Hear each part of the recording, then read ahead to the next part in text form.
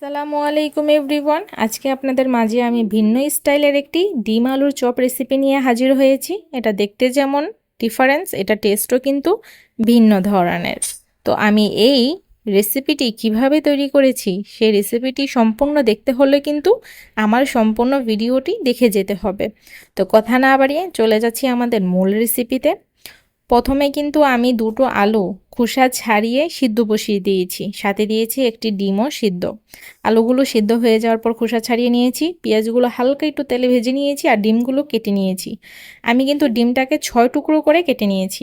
তো আমি পেঁয়াজের মধ্যে এখন দিয়ে দিব 2 চামচ পরিমাণ হচ্ছে চাট মশলা, মানে হচ্ছে চটপটির মশলা আমি দিয়ে দিয়েছি। আর 1 প্যাকেট ম্যাগি মশলা আমি সম্পূর্ণ প্যাকেট দিয়ে দিব।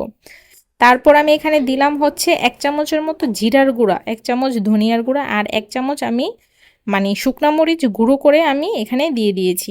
স্বাদ মতো লবণ আমি এখানে দিয়ে দিয়েছি। তারপর সবগুলো উপকরণ আমি ভালোভাবে মেখে নেব। পেঁয়াজের সাথে আমি সবগুলো মশলা কিন্তু ভালোভাবে মেখে নিয়েছি। এখন আলুর সাথে ভালোভাবে সবগুলো উপকরণ আমি মিক্স করে নিব। উপরে দিয়ে দিলাম একটু সামান্য পরিমাণে আমি তেল এখানে ইউজ করেছি, যেন সুন্দর একটি ঝাঁঝালো ফ্লেভার আসে।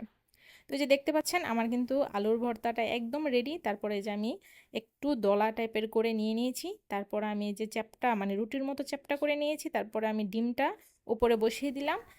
আমি এখন কিন্তু আলু আর ডিমের চপের একটি শেপ দিয়ে দিব। আপনারা যে কোনো শেপে কিন্তু এটা তৈরি করে নিতে পারেন। তো আমি কিন্তু একটু রোল টাইপের করে লম্বা টাইপের করে শেপ দিয়ে নিয়েছি। আর একই প্রসেসিংয়ে একই সিস্টেমে কিন্তু আমি একে একে 6টি ডিম আলুর চপ কিন্তু তৈরি করে নিয়েছি। তো দেখতে পেরেছেন আমার কিন্তু 6টি ডিম আলুর চপ বানানো একদম কমপ্লিট। আর অবশিষ্ট এতটুকু আলু কিন্তু বেঁচে গিয়েছিল। তো এখন আমি চলে যাব পরবর্তী স্টেপে। তো দ্বিতীয় স্টেপের জন্য আমি এখানে নিয়েছি কর্নফ্লাওয়ার। আর ডিম আলুর চপগুলো কর্নফ্লাওয়ারের মধ্যে ভালোভাবে একটু চেপে চেপে গড়িয়ে নিব। যে দেখতে পেরেছেন আমি কিভাবে এটাকে মাখিয়ে নিচ্ছি, এটা কিন্তু অপশনাল।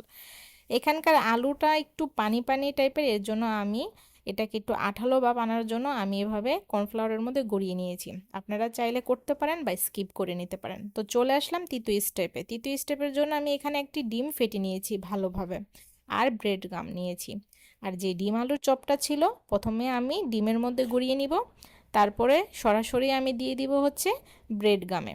আর ব্রেড গামসের মধ্যে কিন্তু আমি ভালোভাবে আলু চপটা ব্রেড গামের সাথে মাখিয়ে নিব চেপে চেপে, যেন আলুর চপটার মধ্যে যেন সব জায়গার মধ্যে যেন ব্রেড গামগুলো ভালোভাবে লেগে থাকে। তো এই যে দেখতে পাচ্ছেন একে একে কিন্তু 6টা একদম বানানো কমপ্লিট। এখন আমি ভাজার জন্য চলে যাব। তো চুলোতে একটি ফ্রাই প্যান বসিয়ে দিয়েছি। আর তেলটা সামান্য পরিমাণে একটু গরম হলেই কিন্তু আমি একে একে 3টি আলুর চপ দিয়ে দিয়েছি। আর হালকা আছে আমি একটু ভেজে নিচ্ছি।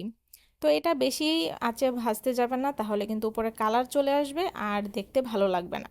তো এই যে আমি একটু হালকা যখন কালার চলে আসছে তখন কিন্তু আমি এটা নামিয়ে নিয়েছি। আর আমি কিন্তু প্রথম বেচের 3 পিস আলুর চপ ভাজা হয়ে গিয়েছে, দ্বিতীয় বেচের আলুর চপগুলো ভেজে নিয়েছি আর এই যে ঠান্ডা করে পরিবেশন করে নিয়েছি। আপনাদেরকে একটু দেখিয়ে দিচ্ছি এটার সাউন্ড।